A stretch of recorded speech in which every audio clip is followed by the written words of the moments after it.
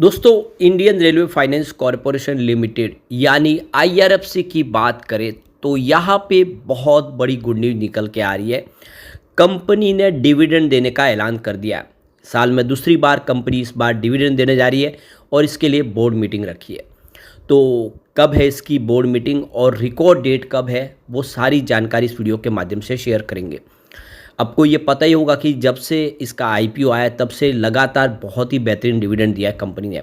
और सिर्फ आईआरएफसी की बात नहीं है, दूसरी भी पीएसयू स्टॉक बहुत अच्छा डिविडेंड देते हैं। लोग बहुत सारे सिर्फ इसीलिए सरकारी कंपनियों में निवेश करते हैं क्योंकि यहाँ पे डिविडेंड बहुत अच्छा होता है, प्रॉफिट में हमें हिस्सेदार बनाया जाता है। तो यहाँ पे इन सारी संभावनाओं को तलाशेंगे। कुछ और अपडेट है जिसको हम इस वीडियो के माध्यम से समझने की कोशिश करेंगे। और आईआरएफसी जो ऑलरेडी बहुत ही ज़्यादा करेक्ट हो चुका है, स्टॉक बाज़ार में गिरावट का जो है असर यहाँ पे देखने को मिला। स्टॉक बहुत बेहतर दौड़ा था। ये आईपीओ के वक्त तो स्टॉक ने कोई खास प्रदर्शन नहीं किया था, बहुत समय तक स्टॉक एक ही जगह पे रहा था और नीचे भी आ गया था आईपीओ प्राइस से, लेकिन जब दौड़ने लगा तो लगातार दौड़ा। लेकिन अब उस लेवल से लगभग आधी कीमत पे क्या है आगे की संभावना, उसको समझेंगे इस वीडियो के माध्यम से। लेकिन फ्रेंड्स, उससे पहले अगर आप पहली बार हमारे चैनल पे आए तो चैनल को सब्सक्राइब कर दीजिए, एक बेल आइकॉन दबा दीजिए ताकि जब भी नया वीडियो बने पहला नोटिफिकेशन आपको मिले। वीडियो पसंद आए तो लाइक शेयर जरूर कीजिए।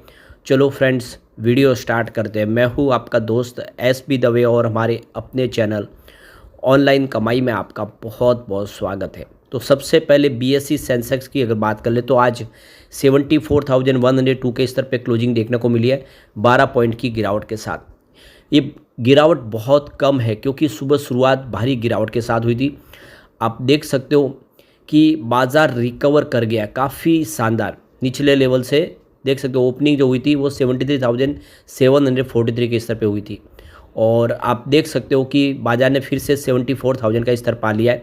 तो भले ही रेड में क्लोजिंग हुई हो लेकिन बाज़ार रिकवर कर गया। तो ग्लोबल रीज़न की वजह से बाज़ार में गिरावट काफ़ी ज़्यादा हुई और आप ये देख सकते हो कि कम से कम 400 पॉइंट की बड़ी रिकवरी देखने को मिली है आज बाज़ार में। और यहाँ पे दूसरे सेक्टरल इंडेक्स तो काफ़ी बेहतर किए जिसमें निफ्टी फाइनेंशियल सर्विस भी शामिल है। वो आप देख सकते हो कि यहाँ पे 23,203 के स्तर पे आज क्लोजिंग देखने को मिली। 146 पॉइंट की हमने आज निफ्टी फाइनेंशियल सर्विस में तेज़ी देखी जो काफ़ी शानदार रही। 0.64% की तेज़ी देखने को मिली। अब यहाँ पे ये जो खबर जो निकल कर आई ये बाज़ार बंद होने के बाद आई, इसलिए इसका असर देखने को नहीं मिला आईआरएफसी के शेयर पे। क्लोजिंग पॉजिटिव बिल्कुल रही है। तो 120 पर क्लोजिंग देखने को मिली जहाँ पे देख सकते हो कि 0.58% की तेज़ी थी। तो तेज़ी बड़ी नहीं थी, खबर डिविडेंड की बाद में आई है।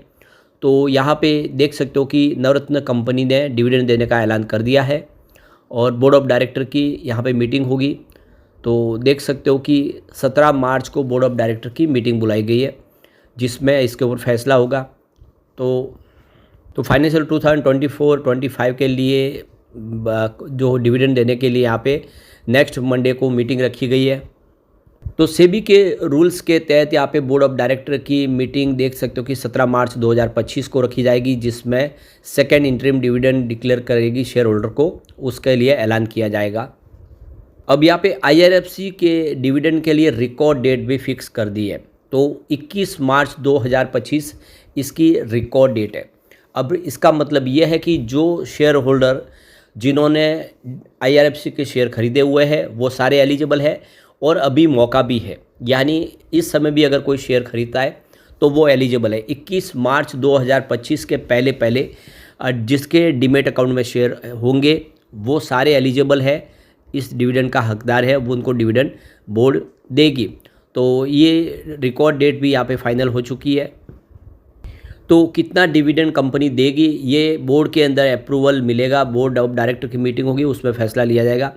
तो देख सकते हो कि इससे पहले 22 अक्टूबर 2024 को कंपनी ने पर शेयर 80 पैसे का इंटरिम डिविडेंड दिया था और यहाँ पे देख सकते हो कि ये नवंबर 2024 12 तारीख को डिविडेंड पे किया गया था शेयर होल्डर को।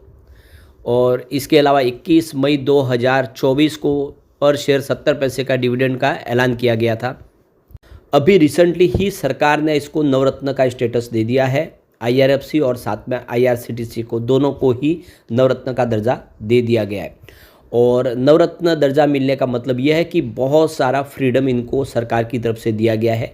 अब यहाँ पे कंपनी 1000 करोड़ तक के निवेश के लिए सरकार की किसी प्रकार की रजामंदी नहीं लेनी होगी, अप्रूवल गवर्नमेंट का नहीं लेना होगा। वो अपने हिसाब से कहीं पर भी निवेश कर सकते हैं, वो प्रोजेक्ट कर सकते हैं। तो ये एक फ्रीडम मिल चुका है और साथ में ग्लोबल मार्केट में भी अब इन्वेस्टमेंट किया जा सकता है, जॉइंट वेंचर्स बना के बिजनेस को बढ़ाया जा सकता है, वो भी इनको फ्रीडम मिल चुका है। तो यहाँ पे सेंट्रल पब्लिक सेक्टर इंटरप्राइजेस ने यहाँ पे अलग अलग कैटेगरीज बनाई गई है PSU स्टॉक के लिए, जिसमें आप देखो कि सबसे ऊपर महारत्न है, उसके नीचे नवरत्न और फिर मिनी रत्न। जैसे जैसे कंपनी का कारोबार बढ़ता है तो उस लेवल के हिसाब से पहुँचने पर उसको वो दर्जा प्राप्त हो जाता है। तो कंपनी मिनी रत्न से महारत्न तो बन चुकी है, नवरत्न बन चुकी है, महारत्न अभी हासिल होना बाकी है। अब यहाँ पे एक्सचेंज को जो जानकारी दी गई है उसमें कंपनी ने कहा है कि इनसाइडर ट्रेडिंग के लिए सेबी का रूल्स बना 2015 के तहत कंपनी की पॉलिसी के अनुसार ट्रेडिंग विंडो को क्लोज किया जा रहा है।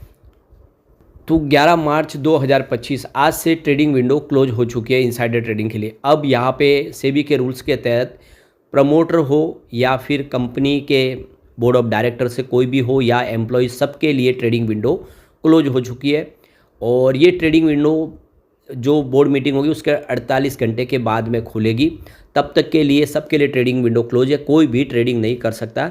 और ये रूल्स इसलिए बनाए क्योंकि कोई भी जो बोर्ड का फैसला है उनको पता होता है उसका गैरफायदा न उठाए।